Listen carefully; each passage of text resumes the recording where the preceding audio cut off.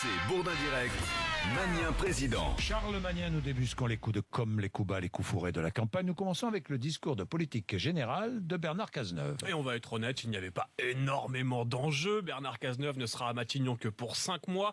Il est là pour éteindre les lumières, disent les mauvaises langues. Résultat, ambiance dissipée à l'Assemblée hier, comme l'a fait remarquer Christian Jacob quand il a pris la parole au nom de l'opposition. La parole est à Monsieur Jacob.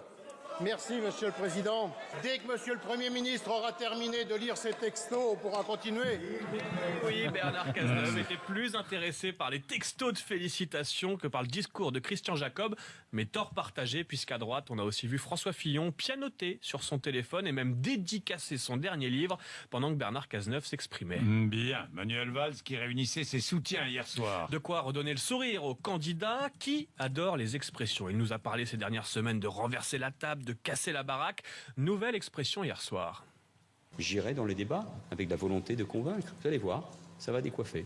Ça va décoiffer, nous promet ouais. Manuel Valls, qui peut donc compter sur le soutien des poids lourds du gouvernement, de plusieurs dizaines de parlementaires. Mais il n'a pas apprécié qu'un journaliste lui fasse remarquer qu'il était un peu le candidat du système. Mais ça, c'est vos questions. C'est vous qui êtes enfermés dans le système. C'est vous qui représentez le système, ce dont les Français ne veulent plus.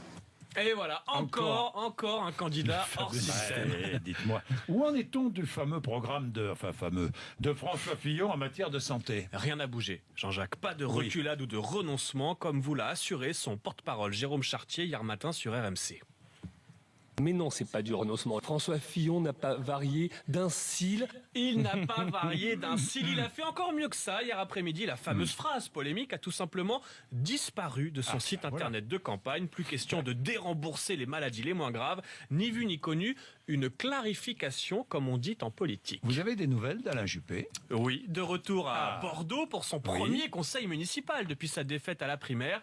Sous l'œil des caméras de France 3, Alain Juppé s'est fait gentiment taquiner par un élu d'opposition et il a répondu sèchement. Si l'accueil a été si chaleureuse pour célébrer votre retour, c'est bien donc que vous étiez parti depuis un moment. Vous emmenez tout de suite dans la petite méchanceté, dans la petite saloperie, là. La petite saloperie, dit Alain Juppé. On l'entend, la campagne est finie, on peut enfin se lâcher. Oui, Alain Juppé, qui fait partie des personnalités sélectionnées par le prix Humour et Politique 2017. J'aime bien aller à la messe, parce qu'au moins, pendant 1 heure, personne ne vous emmerde. C'est pour cette petite phrase qu'Alain Juppé est sélectionné. Mon favori, Emmanuel Macron. Les deux grands partis, c'est l'amicale des boulistes, mais sans l'amitié et sans les boules. Ça, c'est pas mal remarqué. Ça, c'est bien vu. Faux, hein, Sélectionné également François Fillon, qui disait Juppé fera un très bon maire de Bordeaux. C'était la veille du second tour de la primaire. Enfin, 4e concurrent, Philippe Poutou du NPA.